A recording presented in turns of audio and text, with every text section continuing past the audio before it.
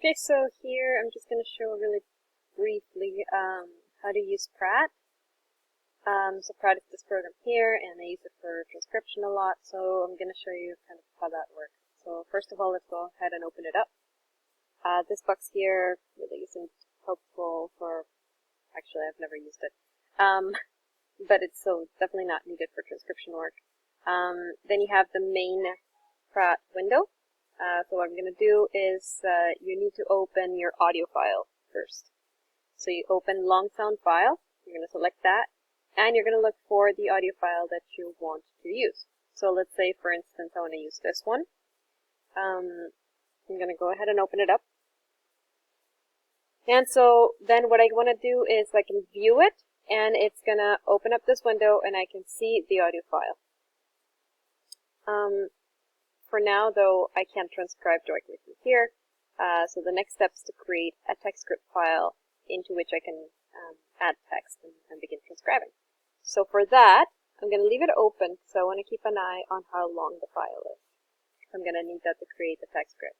I'm going to go back to the main window here, and I'm going to go to New and Create Text Script. Here it's going to give me this window here, and I'm going to select the amount of time for the text grid, which should match the length of the sound file as well. So start time is at 0, end time I'm going to match this time here. So usually what I do is I go a little bit longer, just to be safe, on the safe side, so nothing gets cut out. So I'll do 4413.09, and then I might do 2. Right, because over here you see it's 0.091, so I just go 0.092, usually works pretty well, and it just means the text grid is a little bit longer than the audio file, preferable than the alternate. Tier names, I usually like to name the tier name or here to match my audio file. So over here, this one's 2G3, so this is 2G3. But what I'm going to do in this case, I'm just going to go text grid name. You can really add whichever text grid name you want. And then this, I'm just going to delete that. And I'm going to create it. So now I have my text grid and my audio file. So I'll, using the control button, right beside the function button on your keyboard, keep that pressed down, select them both, and view and edit. That's going to open up a new window.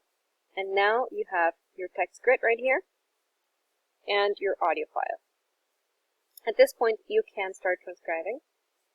So you select, what I like to do is I like to select the chunk of audio that I want to transcribe. So let's say I want this little piece here, and by pressing this button here, I can hear the audio. So, okay, just take it out, please. So for instance, let's say I want to transcribe that. Not sure you were able to hear that in the recording, because I'm pretty sure that the recording's only recording my voice and not the audio from the computer. But, so I can hear it, and it says, okay, just está grabando, listo. Okay, I just está grabando, listo.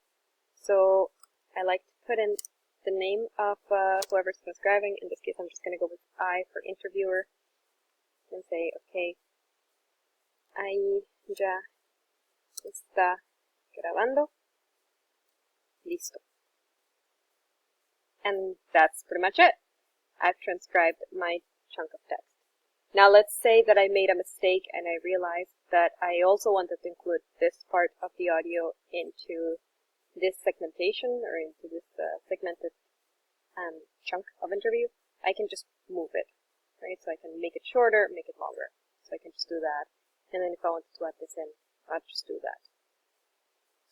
Something else you can do, and that I usually like to do when transcribing is in PRAAT, is I'll go to tier, and I'll add an interval tier.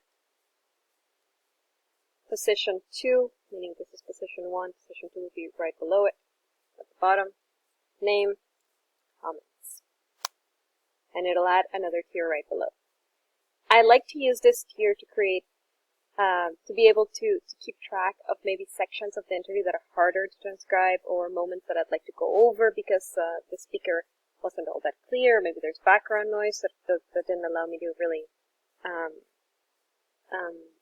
do a good transcription. So I'll do this, and I can just, for example, do this and select chunks and say like revisar después, check over after. If, for example, I'm unsure that this is correct, then I can go, and then that way I have an easy way to keep track of issues of transcription and points that I'd like to go back to.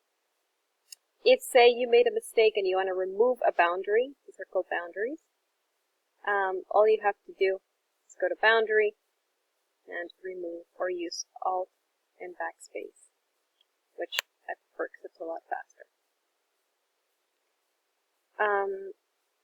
To create boundaries, I'm not sure I actually highlighted it that clearly. You use these little circles, so all you have to do is click and you'll create a boundary. And then again, Alt backspace to remove it. And that's it. So now to save the text grid, I would go to File, Save Text Grid as Text File. Click there. Put in whichever name you'd like for your text grid. So in this case, it would be whatever you picked when creating the text grid. You can change it at this point if you want to or not, and then save, and it would be saved. I'm not going to save it right now because I don't need this text grid, but that's how you would do it. And then in the future, when you want to continue, you just have to make sure to always open your long sound file and your text grid file to see them both at the same time with PRAAT and continue your transcription. And that's pretty much it. That's everything that you really need to know about PRAAT for transcription.